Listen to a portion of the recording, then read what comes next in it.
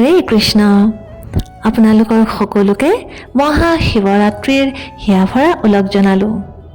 মহাদেৱ শিৱৰ ভক্তগণে গোটেই বছৰটো এই পবিত্ৰ দিনটোৰ প্ৰতীক্ষা কৰে। কিন্তু এই শিৱৰাত্ৰি কিয় ইমান তাৎপৰ্যপূৰ্ণ? কিয় আমি পালন কৰোঁ এই শিৱৰাত্ৰি? সাধাৰণতে প্ৰত্যেক মাহৰ কৃষ্ণপক্ষৰ চতুৰ্দশীক শিৱৰাত্ৰি বুলি কোৱা হয়। কিন্তু ফাগুন মাহৰ কৃষ্ণ চতুৰ্দশীত সমাগত হোৱা শিৱৰাত্ৰিক মহাশিৱৰাত্ৰি বুলি কোৱা হয়। যি তিথিৰ উৎসৱ অতি হৰ্ষ উল্লাস তথা ভক্তিভাৱেৰে পালন কৰা হয়। প্ৰলয়ৰ সময়ত এই দিনটোতে প্ৰদোষৰ সময়ত ভগৱান শিৱই তাণ্ডৱ কৰি তৃতীয় নেত্ৰৰ জ্বালাৰ দ্বাৰা ব্ৰহ্মাণ্ডক ভস্ম কৰি পেলায়। সেইবাবে ইয়াক মহাশিৱৰাত্ৰি অথবা জল ৰাত্ৰি বুলিও কোৱা হয়। তথা এই দিনটোতে ভগৱান শিৱৰ হিমালয় পুত্ৰী দেৱী পাৰ্বতীৰ সৈতে বিবাহ সম্পন্ন হৈছিল। সেইবাবে কোনো কোনো ঠাইত ৰাতি এই তিথিত শিৱ পাৰ্বতীৰ বিবাহৰ শোভাযাত্ৰা উলিওৱা হয়। আৰু এই শিৱৰাত্ৰিৰ দিনাই ভগৱান শিৱৰ প্ৰতীকস্বৰূপ শিৱলিংগৰ উৎপত্তি হৈছিল। শাস্ত্ৰত উল্লেখ আছে যে মহাশিৱৰাত্ৰিৰ দিনাখন শিৱলিংগত জল, দুগ্ধ তথা বেলপত্ৰ অৰ্পণ কৰিলে ভক্তৰ সকলো মনোকামনা পূৰ্ণ হৈ পৰে আৰু ইয়াৰ দ্বাৰা মহাদেৱৰ বিশেষ কৃপাও প্ৰাপ্তি হয়। ভগৱান শিৱ অথবা ভোলেনাথ যি নিজৰ ভক্তই কৰা কিঞ্চিতমান তপস্যা অথবা সেৱা আৰু প্ৰাৰ্থনাৰ দ্বাৰা প্ৰসন্ন হৈ পৰে, এই আশুতোষ ভগৱানৰে পূজা অৰ্চনাৰ এক অত্যন্ত মহত্বপূৰ্ণ দিন হৈছে মহাশিৱৰাত্ৰি। মহাশিৱৰাত্ৰি কেৱল এটা ব্ৰত অথবা উৎসৱ নহয়, এয়া হৈছে সেই পৰম বৈৰাগ্যৰ উৎসৱৰ ৰাত্ৰি, যি ৰাত্ৰিত বিষ পান কৰি বিশ্বক অমৃত প্ৰদান কৰা হৈছিল।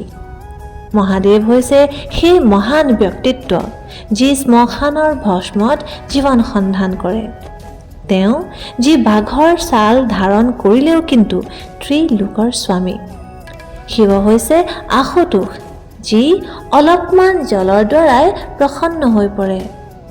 আৰু তেওঁ কিন্তু ৰুদ্ৰও, যিজনৰ এবাৰ মাত্ৰ হুংকাৰত স্বয়ং কালো থৰথৰকৈ কঁপি উঠে। আজিৰ সময়ত সাধাৰণ কিছুমান মানুহে মহাদেৱৰ ফটো এখন লগাই লৈ নিজকে তেওঁৰ অনুৰাগী বুলি গণ্য কৰে।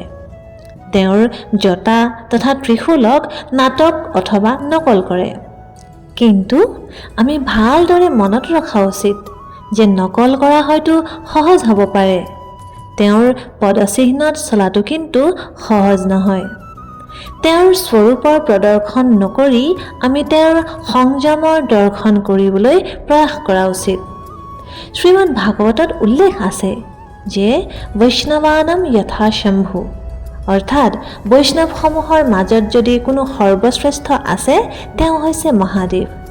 তেওঁ হৈছে পৰম বৈষ্ণৱ যি নিৰন্তৰ নিজৰ হৃদয়ত ভগৱান শ্ৰীবিষ্ণুৰ ধ্যান কৰি থাকে।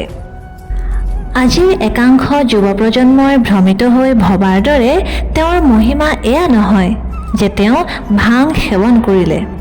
দৰাচলতে ভগৱান শিৱৰ মহিমা হৈছে এয়া যে তেওঁ সৃষ্টি ৰক্ষা কৰিবৰ নিমিত্তে সেই কালকূট বিষ নিজৰ কণ্ঠত ধাৰণ কৰিছিল, যি বিষ অন্য কোনো দেৱতা অথবা অসুৰে স্পৰ্শও কৰিব পৰা নাছিল।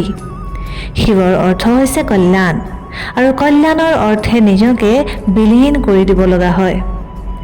সেই মহাদেৱক আমি কেৱল নিজৰ ষ্টেটাছত লগায়েই থমকি ৰোৱা উচিত নহয়, বৰঞ্চ তেওঁক আমাৰ নিজৰ স্বভাৱত ধাৰণ কৰিবলৈ প্ৰয়াস কৰা উচিত। ডিঙিত সৰ্প ধাৰণ কৰাটো সাহসিকতাৰ পৰিচয় নহয়, নিজৰ ভিতৰত স্থিত বিকাৰৰ বিষ পান কৰাটো হৈছে বাস্তৱিক শিৱভক্তি।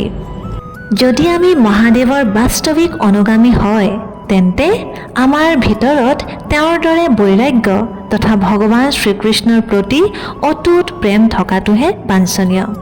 কেৱল বাহ্যিক আড়ম্বৰৰ দ্বাৰা দৰাচলতে একো লাভ নহয়। ভিৰৰ মাজত থিয় হৈ হৰ হৰ মহাদেৱ বুলি চিঞৰাটো সহজ হ'ব পাৰে, কিন্তু সেই ভিৰৰ পৰা পৃথক হৈ মহাদেৱৰ সদৃশ চৰিত্ৰ গঠন কৰাটো হৈছে বাস্তৱিক সাধনা।